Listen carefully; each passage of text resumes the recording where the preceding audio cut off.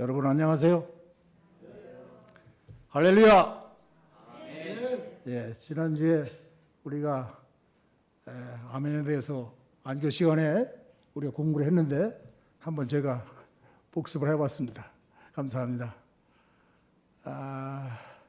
우리가 안식일에 교회를 하면은 마음이 기쁘고 즐거워야 합니다. 그래서 그렇지 않을 때도 있죠. 그래서 왜 그럴까 하는 걸 제가 고민하다가 오늘 설교 제목을 그것도 시련이거든요. 그래서 시련을 이겨내는 사람이 어떻게 해야 할까 하는 것을 오늘 말씀을 준비했습니다.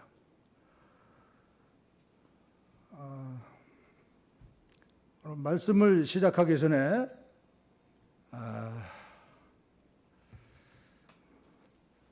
손님을 하나 소개하려고 합니다. 아기 손님입니다. 오늘은 아주 특별한 안식일입니다. 로이 동생 로아가 세상에 태어나서 난생 처음 맞이하는 첫 안식일이기 때문입니다.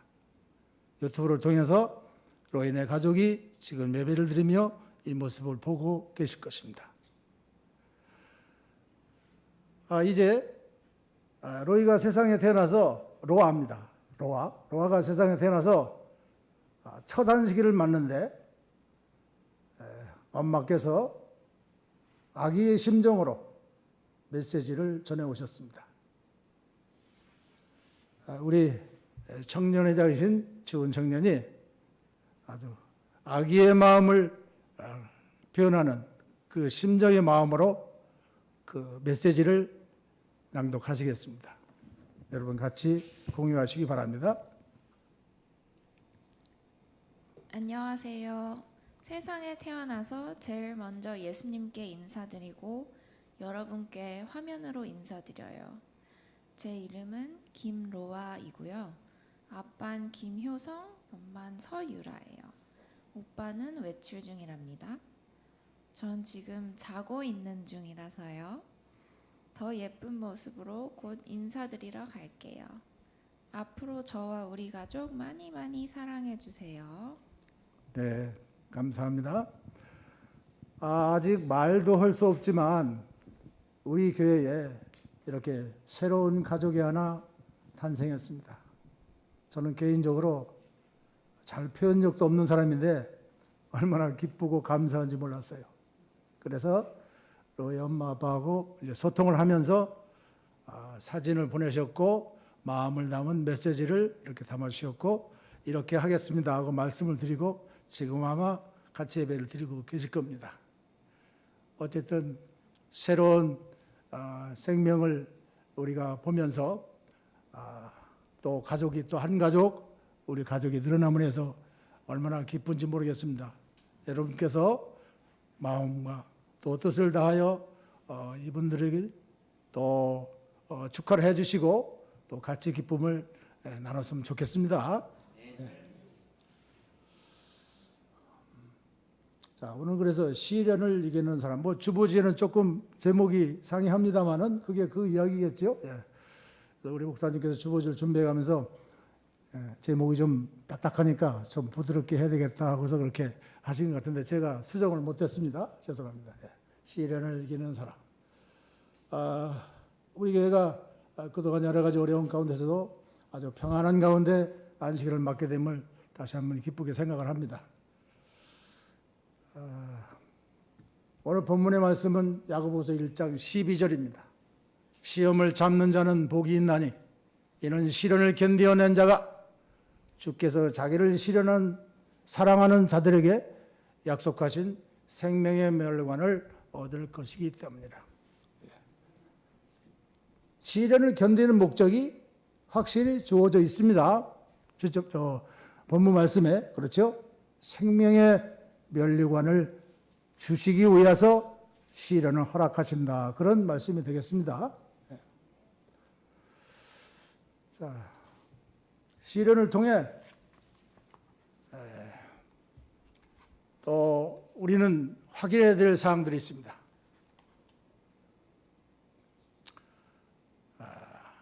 어떤 일이 나를 시험하여 나를 넘어뜨리는 일이 되는가? 좀 말이 어렵습니까? 그렇지 않죠? 어떤 일이 나를 힘들게 하는지. 또 두 번째는 또 나를 단련하는 기회가 되는지.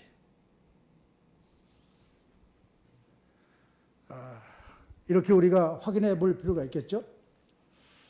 그런데 이런 것들은 여러분들 보시다시피 나의 자세나 나의 태도, 나의 신앙에 따라 달라진다 그랬습니다.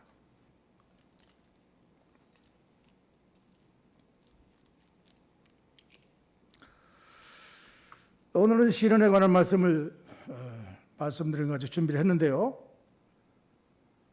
우리는 살아가면서 수많은 어려움들이 있습니다. 슬픔도 있고 고통도 있고 여러 가지 환난을 겪어가며 우리는 살아갑니다. 우리 교회도 저는 지금 시기가 선교적 시련의 시기가 아닌가 이렇게 저는 생각을 합니다.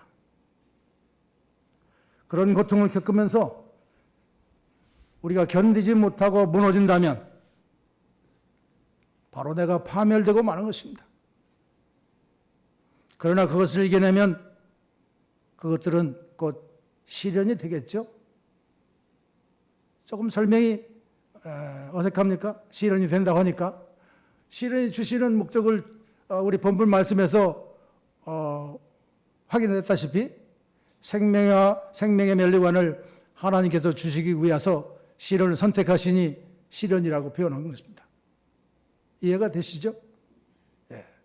그러니까 시련이 즐겁게 받아들여야 되겠죠? 예. 근데 우리는 시련을 그렇게 즐겁고 기쁘게 받아들이지 못합니다. 오늘 이런 시련을 확인하고 어떻게 해야 될 것인가를 고민해 보겠습니다. 시련이란 말의 뜻은 시험하여 단련한다 그런 의미입니다. 고로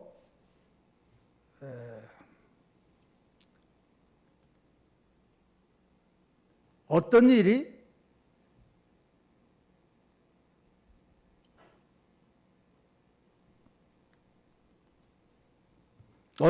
나를 시험하여 남을 넘어뜨리는 일인가?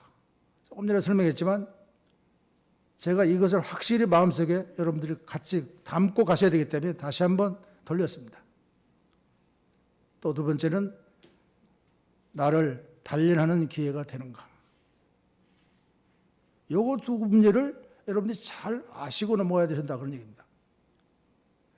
그래서 아까 설명같이 이런 문제들을 대처하는 데는 나의 자세와 나의 태도와 나의 신앙에 따라서 달라진다는 것을 잘 생각해 주시기 바랍니다.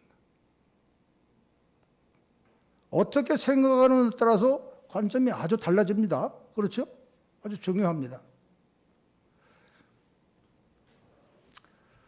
자, 야고보서 1장 13절입니다. 이 잘 아시는 말씀이고 참 많이 들어온 이야기입니다. 사람이 시험을 받을 때에 내가 하나님께 시험을 받는다 하지 말지니 하나님은 악에게 시험을 받지도 아니하시고 친히 아무도 시험하지 아니하시느니라.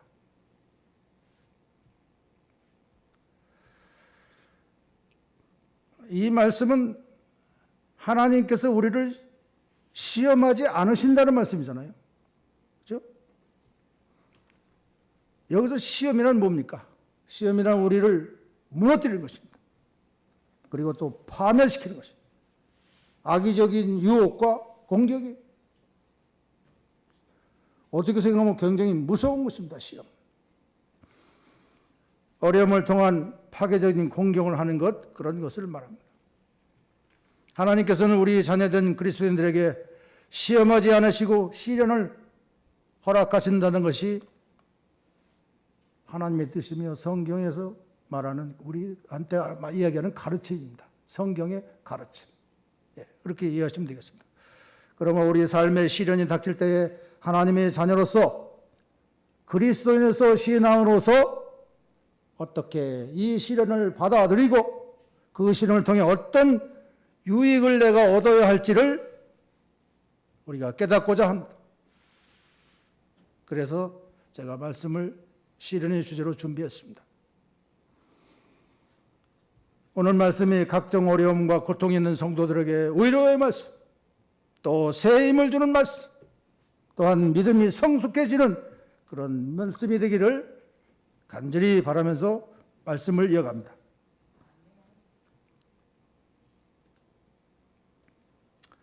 하나님께서 우리에게 시련을 허락하신 이유, 첫 번째, 하나님께서 하나님의 목적을 이루시기 위해 허락하신다 하셨습니다.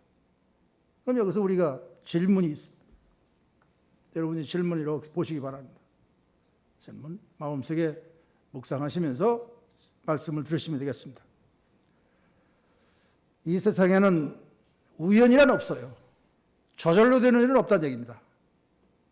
우연히 어떻게 하다 보니까 생기는 일은 없다, 그런 얘기입니다.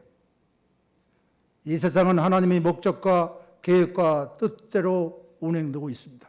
어떻게 굴러가든 그건 하나님의 뜻인 것입니다. 왜냐하면 하나님이 창조주시고 주인이셔요. 주인 마음대로 하시기 때문입니다. 그걸 인정하셔야 돼요. 그것이 내게는 시련이 될 수도 있고 그에 또 여러 가지 이유가 될 수 있습니다. 그걸 인정하셔야 돼요. 불평이나 불만을 가지면 안 된다는 얘기입니다. 인정하셔야 됩니다. 그 안에서 모든 사람들이 살아가고 있습니다. 하나님께서는 하나님의 목적과 뜻을 이 세상에 존재하는 모든 피조물을 통해 이루어 가십니다. 그러므로 하나님께서 살아계시다는 것과 하나님께서 이 세상을 운행하시고 또 세상 모든 일들을 주관하신다는 것을 이 세상 속에서 우연이란 없고 하나님의 뜻과 목적에 따라 모든 일들이 이루어지고 있음을 믿어야 합니다. 그런 사람들이라면 모든 일을 겪으면서 이 사건의 의미가 무엇인지, 이 시련이 나에게 오는 게 무엇인지, 오늘날 마포교회에 빈자리가 많고 우리가 동력까지 이룰까 두려운 마음이 생기는 것, 이유를 아셔야 된다. 그러면 두려울 일이 없습니다. 왜냐하면 이 교회에 한 사람이 앉아 있어도 하나님이 함께 하시기 때문입니다. 무엇이 두려울 것입니다. 저는 솔직히 고백하는데요. 오늘 제가 이 앞에 앉아서 예배를 안식일 학교를 시작하면서 마음이 편치 않았어요. 좀 약간 불안한 마음이 생겼어요. 아마도 사단이 개입한 것 같았어요. 왜 불안하냐면 시작을 해야 되는데 여러분들이 좀 늦게 오셔서 빈자리가 많았던 얘기입니다. 내가 뒤를 돌아다보고 싶었어요. 참 이건 어떻게 생각하면 믿음이 없는 하나님께 죄송한 말씀이에요. 그러나 제 솔직한 말씀을 좀 드리는 거예요. 뒤를 좀 돌아다보고 싶지만 돌아보지 못했어요. 여러분, 왜 그랬을까라고 생각을 한번 해보십시오. 여러분의 심정으로. 저의 심정은 두려움이었습니다.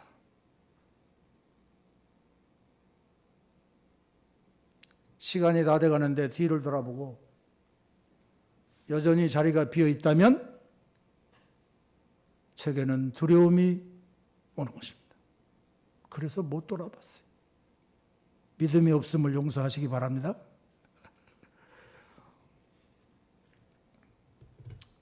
자, 그래서 이런 시련들이 올 때에 이 모든 일을 통해 하나님께서 이루게 하는 것이 무엇일까?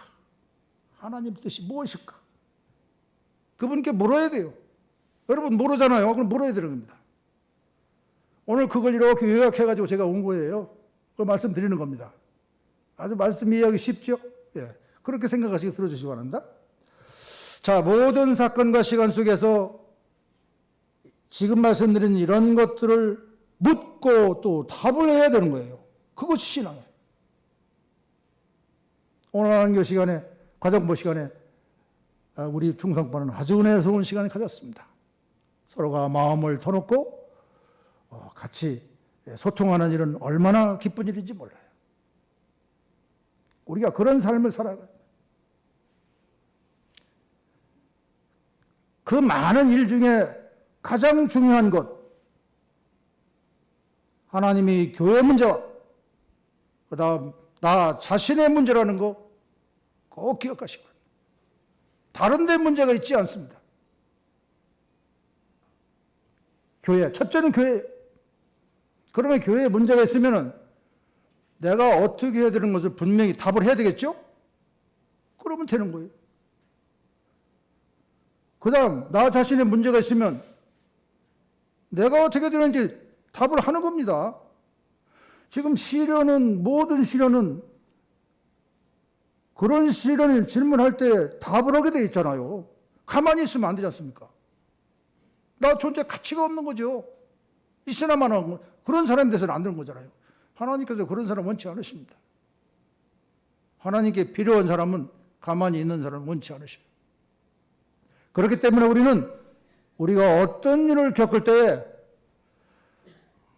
이 앞에 히터 좀 꺼주실래요? 숨이 막히네요. 그것이 좋은 일이든 나쁜 일이든 기쁜 일이든 슬픈 일이든 어떤 일이든지 항상 물어야 합니다. 그냥 덤덤하게 있으면 안 됩니다. 이유를 물어봐야 돼요. 그러면 답이 나오지 않습니까? 답이 나오면 내가 행동으로 옮겨야 되는 거죠. 그것이 신앙이에요. 그것이 시련을 극복하는 일입니다. 이제 5가지 질문 저기 있습니다. 있죠? 5가지 질문. 여러분 꼭 이거는 기억하시고 대답을 하셔야 됩니다. 그래야 살아있는 신앙이에요.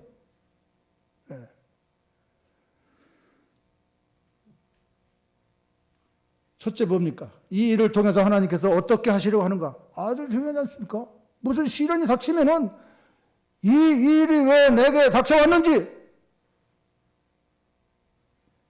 알아야 되는 거예요.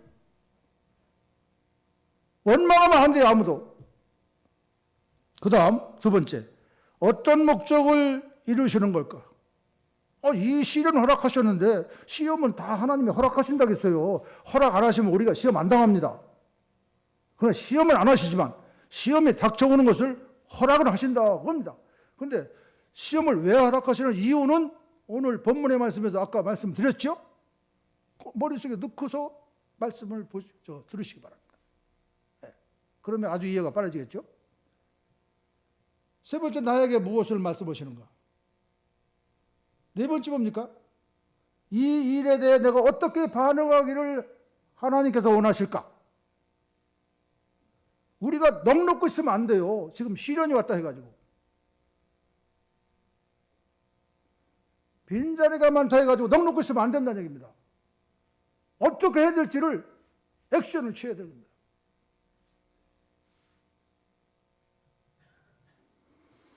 자, 5번입니다. 나는 어떻게 해야 할까? 최종적인 결론, 질문 중에 핵심이에요. 내가 어떻게 되지 그럼? 여러분 마음속에서 각자 대답해 보시기 바랍니다. 자, 물어보았는데 답을 찾으셨습니까? 답은 찾기 아주 쉽습니다, 여러분. 답은 말씀 속에 다 있지 않습니까? 여기 쉬운 거예요. 말씀을 묵상하며 살아가면 항상 답이 준비되어 있어요. 어떻게 해야 될지 적용하면 됩니다, 나한테. 순종하면 되잖아요, 말씀 보고. 그죠? 그게 답이에요. 아주 쉬워요.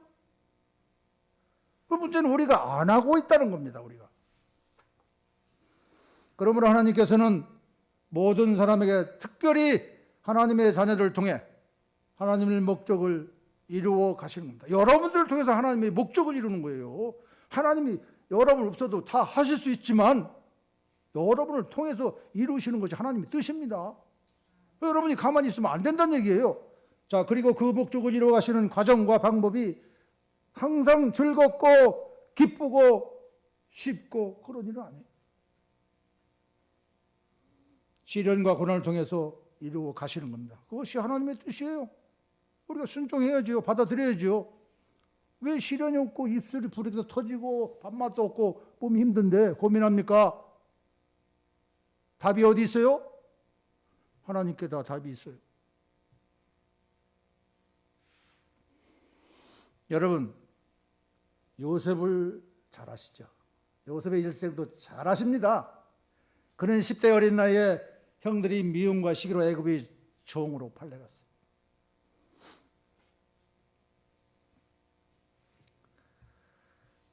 생각해 보십시오. 하늘에 있다가 땅으로 떨어진 기분 아니겠습니까? 그죠? 애굽의 종으로 팔려갔어요. 신세 참 한심스럽잖아요. 그의 마음이 어떻겠을까 하는 걸 한번 생각하시면서 말씀을 드리기 바랍니다.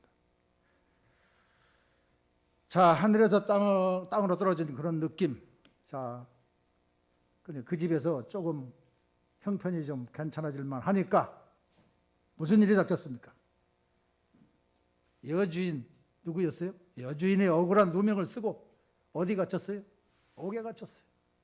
이거 여러분들 어렸을 때부터 수없이 들은 얘기라 설명이 필요 없어요. 잘 아셔요. 네? 요셉은 자신을 그렇게 만든 사람들에게 무슨 생각을 했을까요? 그 어떤 희망도 가질 수 없는 사방이 막혀있고 사면이 닫혀진 아주 절망적인 감옥 같은 인생의 자리에서 요셉은 무슨 생각을 했겠습니까? 여러분이라면 무슨 생각 하시겠습니까? 그러나 훗날 그가 애굽의 국무총리가 된 후에 애굽의 국식을 구하러 온 형들을 만났을 때에 바로 자신을 팔아버린 형들을 만났을 때 그런 형들에게 뭐라고 말했죠? 아주 중요해요, 이 말씀. 다 아시죠, 여러분? 근데 나라면 어떻게 말했을까 한번 생각해 보시기 바랍니다.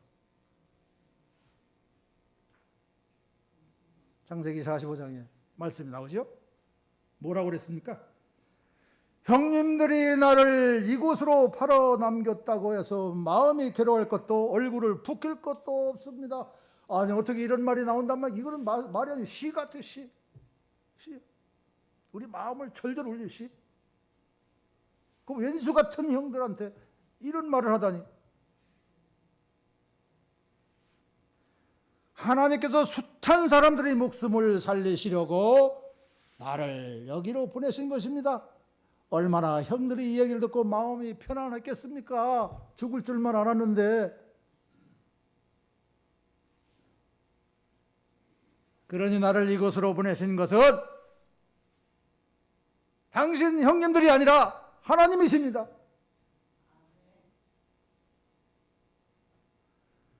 요셉은 자신이 겪은 수많은 고난과 시련을 통해서 하나님께서 목적과 계획과 뜻을 가지고 역사하신다고 말씀합니다. 즉 하나님께서 숱한 백성들을 살리시려는 목적을 이루시기 위하여 요셉에게 극심한 시련을 허락하셨다는 고백입니다.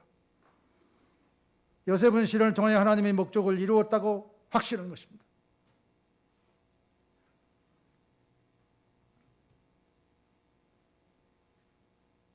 이런 과정들을 보면서 우리는 하나님의 목적을 이루어 가시는 과정으로서 우리가 시련을 겪을 때에 우리에게 믿음이 필요하고 인내가 필요함을 말씀하고 계십니다.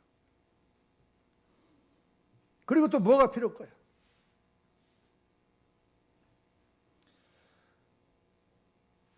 믿음하고 인내 사이에서 무엇이 더 중요하다고 생각하세요?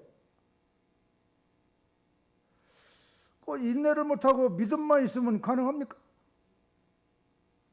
그래서 저는 이거를 말씀 좀 듣다가 믿음이 상당히 중요한 줄로 알고 있었는데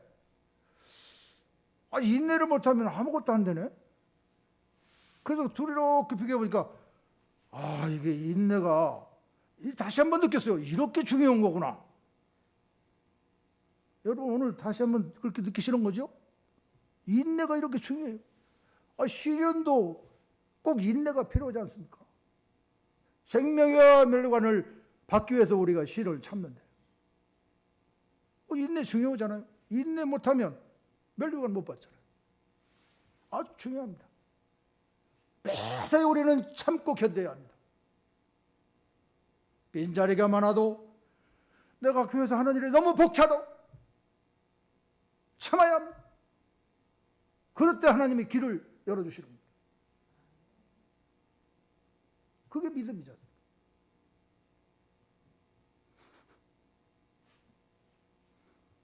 눈에 보이는 대로 드러나는 것이 아니라 눈에 보이지 않는 일로 진행되기 때문입니다. 무엇이요? 하나님의 역사하심과 우리에게 시련이 닥쳐오는데 또 시련이 언제 올 거라고 예고하고 옵니까? 사단이 우리를 접근해 오는데 너 오늘 찾아갈 거야. 사단이 찾아온다는 얘기는 좋은 일은 하나도 없을 것입니다. 사탄이니까. 그게 예고하고 옵니까? 하와가 뱀의 유혹에 넘어가서 과일을 먹을 때 그 심정을 여러분들이 이해하시기 바랍니다. 우리도 다 그렇게 넘어가는 겁니다. 여러분 지금 마음이 어디에 있습니까? 혹시 사단에 넘어가 있지는 않습니까? 하나님께서 말씀을 저를 통해서 선포하시는데 마음이 어디가 있어요? 아주 중요하잖아요.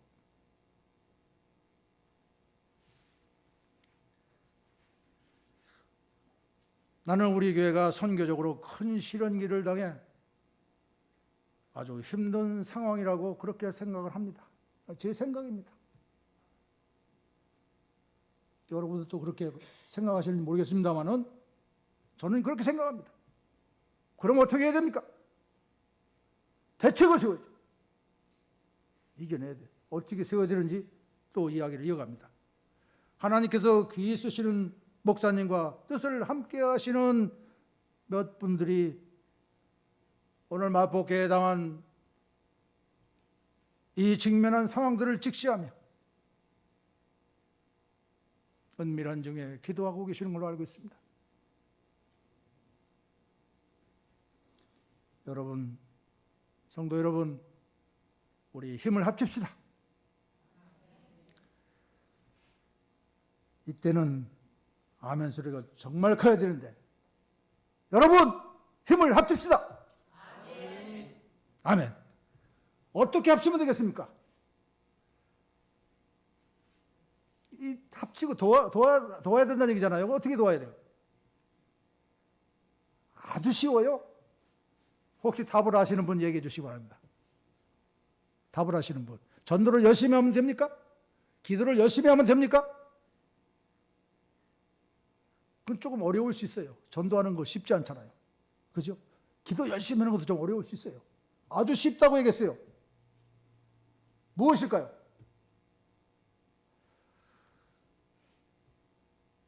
아주 쉬운 답. 자기 자리를 지키는 것입니다.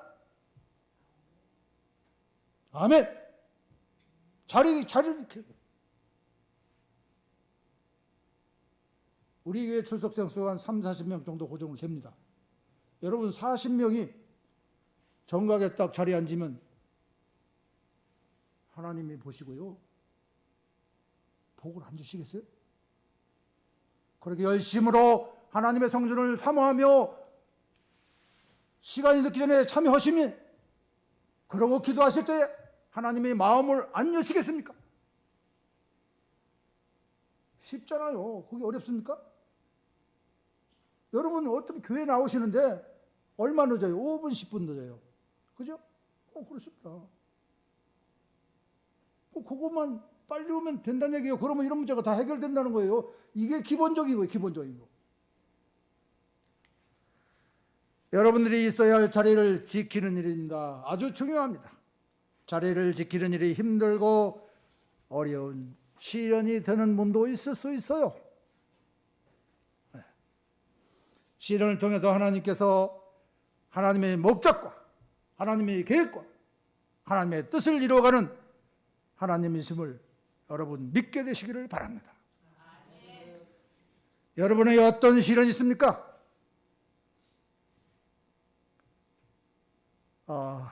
이 얘기하면 제가 또 좀 마음이 살려내집니다. 우리 교장 선생님 조금 이해를 하시기 바랍니다. 제가 어제 우리 안 교장님의 메시지를 받고 가슴이 아주 철렁했습니다.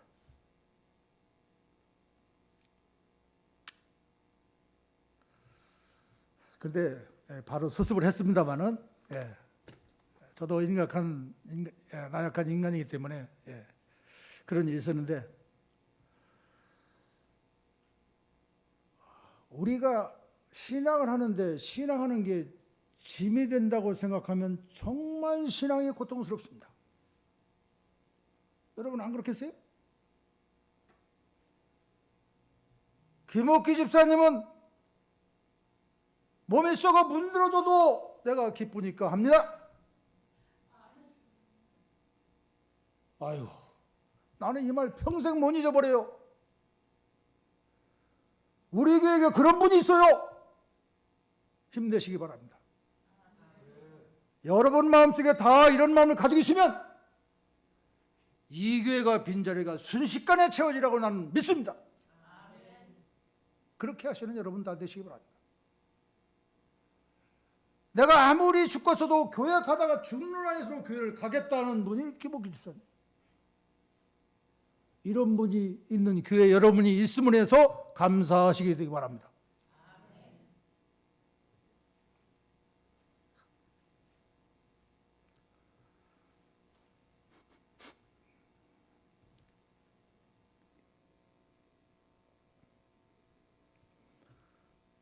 자, 시련을 허락하신 이유와 또 시련을 극복하려면 어떻게 해야 되는지 두 번째입니다. 하나님께서 자녀된 우리를 깨우치시기 위해 시련을 허락하십니다. 깨우치신다, 회개시킨다, 변화시킨다, 그런 얘기 되겠죠. 하나님의 자녀가 된 우리가 정로를 이탈하여 잘못 가고 있을 때나 불순종할 때에 바른 길로 인도하시기 위하여 시련이란 채찍을 사용하신다, 그 얘기입니다. 그러면 우리가 시련이 고통스러워서는 안 되는 거예요. 그렇잖아요? 기뻐해야 됩니다. 이걸 잘 분간하시기 바랍니다.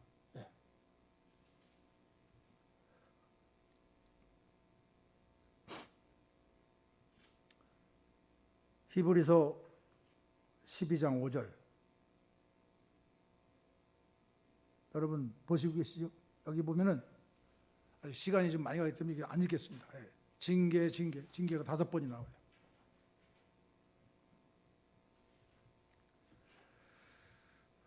징계란 말은 벌이나 채찍으로 주의를 주고 타이린다는 그런 뜻이라고 되어 있어요. 근데 여기 맨 마지막에 보면은 뭐라고 그랬어요? 11절? 의와 평강의 열매를 맺는. 아까도 말씀드린 거지만은 징계의 이유가 거기에 있어요. 11절에.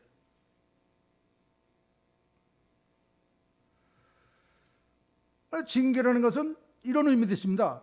더 큰 화를 사전에 예방하기 위한 대책. 그죠? 더 큰 시련, 화를 사전에 예방하기 위한 대책. 그러니까 징계를 받아들여야 되는 거예요. 그러면서 내가 어떻게 해요? 깨우치시기 위해서 한댔으니까 회개하고 잘못된 삶을 바꿔야 되는 것입니다. 얼마나 정확해요, 말씀이.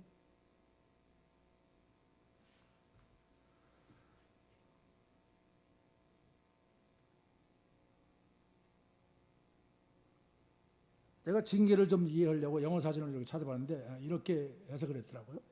참고하시고요. 자,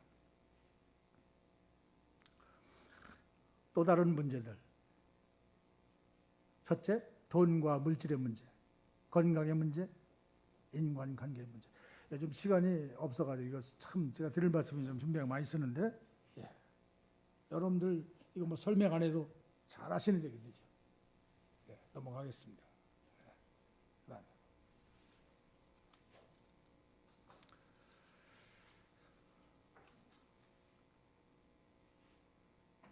시련을 허락하신 이유와 시련을 극복하려면 어떻게 해야 될까? 세 번째입니다. 하나님께서는 우리들을 하늘 가족으로 준비시키기 위하여 시련을 주십니다. 얼마나 감사합니까? 여러분 시련을 감사하게 받아들여요. 이 말씀 보면요. 네. 우리 교회에 당면한 시련들도 이런 마음으로 여러분들이 받아들이시기 바랍니다. 네. 하나님의 사람들은 온갖 시련 속에서 연단받으며 경건하고 성숙한 인격자로 자라나게 됩니다. 그리고 하나님께서 우리의 마음을 고난 중에서 훈련하여 성숙함으로 이끄심에 대하여 잠언 17장 3절에는 그렇게 표현하더라고요. 도가니 항아리를 얘기하는 거죠. 은을 풀무는 금을 연단하거니와 여호와는 마음을 연단하시느니라. 예.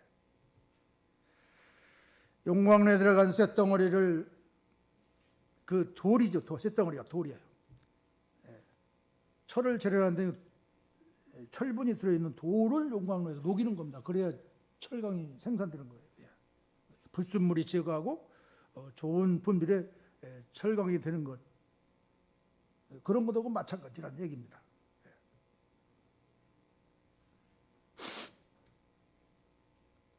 시련을 이겨내려면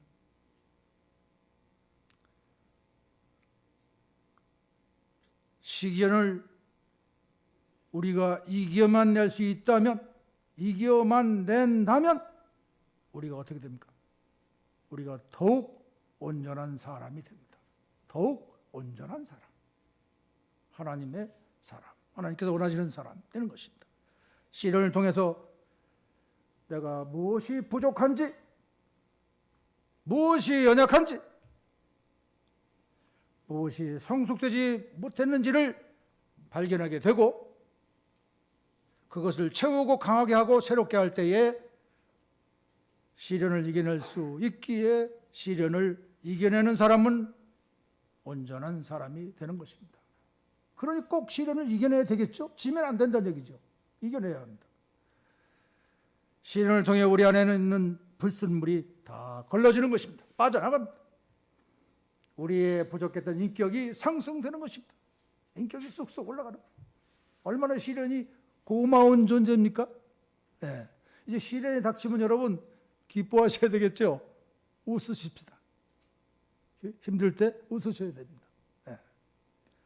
교회 여러분, 시련을 만나거든 나를 성숙시키는 기회인 줄 알고 하나님께서 나를 새롭게 하시는, 성숙해 하는 손길인 줄 아시고, 내가 온전하고 구비하여 조금도 부족함이 없는 사람이 되는 기회로 확신하시고 시련을 이기는 그런 성도들이 되시기 바랍니다. 고통이 고통으로 끝나지 않고 위기가 위기로 끝나지 않고 시련을 이겨내어 믿음도 성숙해지고 인격도 성숙해지고 삶이 풍성해지는 그런 성도들이 되시기 바랍니다. 교회 여러분, 훌륭한 성품은 고요하고 잔잔한 삶 속에서 빚어지지 않습니다. 역경과 싸우면서 더 높고 더 깊은 생각이 펼쳐집니다. 커다란 난관을 겪게 되면서 위대한 교훈과 덕성을 얻을 수 있습니다. 시련을 이기는 훈련을 목자와 부모로부터 받아서 부모와 자녀가 함께 신앙이 성숙될 수 있다면 그 가정이, 그리고 그 교회가 이 땅에서 맛보는 천국이 될 것입니다. 아멘 안 하시는 분은 그렇게 생각 안 하십니까? 그렇지 않죠? 그렇게 생각하십니다. 교회 여러분, 우리 교회 1차 시련기는 하나님의 각별하신 은혜 속에 잘 지혜롭게 견뎌왔습니다. 여기서도 아멘이 나와야 돼요. 잘 그렇게 극복했어요. 여러분 다 그렇게 하셨잖아요. 이제 우리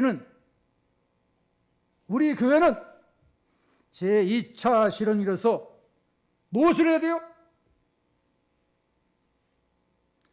교회 부흥을 위한 특별한 대책이 있어야 돼요. 이거 누가 해야 되는 겁니까? 교회가 해야 됩니까? 여러분들이 해야 됩니까? 여러분 개개인이 하는 거예요. 목사님이 하시나요? 아니에요. 여러분이 개인이 하셔.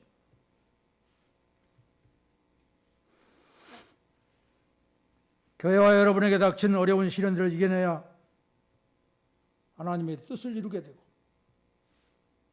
그렇게 함으로 우리 교회의 빈자리가 채워지고 영혼들로 넘쳐날 것입니다. 그리고 이런 시련들을 통해서 여러분들의 모습이, 여러분들 자신들의 품성의 변화와 인격과 신앙이 더 한층 성숙될 것입니다. 이거 안 하면 안 되겠죠? 이렇게 좋은 결과가 우리에게 올 건데 안 하면 잘못된 거죠. 한참 잘못된 거죠. 꼭 해야 될 일입니다. 그 무엇보다도 각자의 위치에서 자신이 있어야 할 자리를 고수하시기 바랍니다. 절대로 자신의 자리를 비워두지 말라는 얘기입니다. 우리 하나님이 그걸 보시면서 얼마나 가슴 아파하시겠냐고요. 이거보다 중요한 일이 어디 있단 말입니까? 여러분, 다시 한번 부탁드리는데 하나님을 슬프게 하지 마시기 바랍니다. 우리 교단은 조직이 잘 돼 있어요. 저는 그렇게 생각합니다. 나 자신이 자리를 비우는 것이 자신에게만 국한되는 것이 아니에요. 조직사에서는 한 사람의 공백으로 엄청난 파장이 있게 되는 것을 깨달으시기 바랍니다. 쉽게 할 수 있는 말로 내가 자리를 비우면 민폐를 끼치는 거예요. 표현이 잘못됐는지 모르겠습니다만 저는 그런 생각을 했어요. 아, 내가 자리를 비우면 이웃이나 옆 사람에게 폐를 끼치는 일이네. 하나님께서는 더덜 나위 없고요.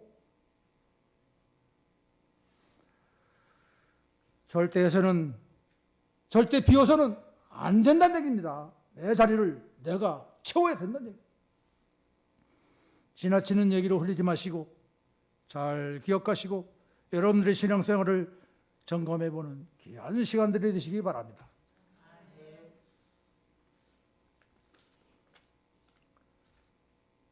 이제 시간이 되었으므로 마치려고 합니다. 오늘 본문의 말씀 야고보서 1장 12절을 봅니다. 시험은 하나님께로부터 오는 것이 아닙니다. 말씀 잘 들으셨죠? 시험을 받은 후 더 강건해졌다면 무슨 사람이에요? 복 있는 사람이라고 그랬어요. 자신의 믿음을 증명했으므로 하나님께서 그에게 생명의 멸관을 주실 것입니다. 하나님께서는 자기를 사랑하는 모든 자들에게 영생의 약속을 하셨습니다.